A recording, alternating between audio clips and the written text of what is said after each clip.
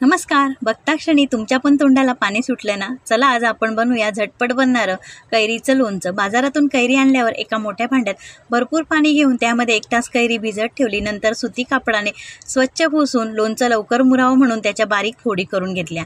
कापून घेतलेल्या कैरीच्या फोडींना 1 चमचा मीठ आणि पाव चमचा हळद सोडून मुरण्यासाठी झाकण लावून बाजूला ठेवले.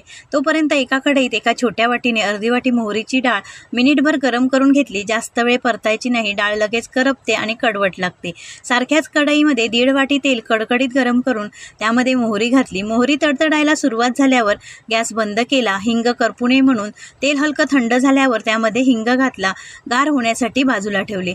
हळद मीठ लावून घेतलेल्या फोडी चाळणीवर गाळून नंतर एका पातेल्यात काढून त्यामध्ये मोहरीची डाळ, 2 चमचे काश्मीरी मिरची पावडर, 1 चमचा लाल तिखट, मीठ घालून लोणच्याच्या फोडींना व्यवस्थित लावून घेतले. कढईतील तेल पूर्ण गार झाल्यावर लोणच्यावर ओतून मिक्स करून घेतले.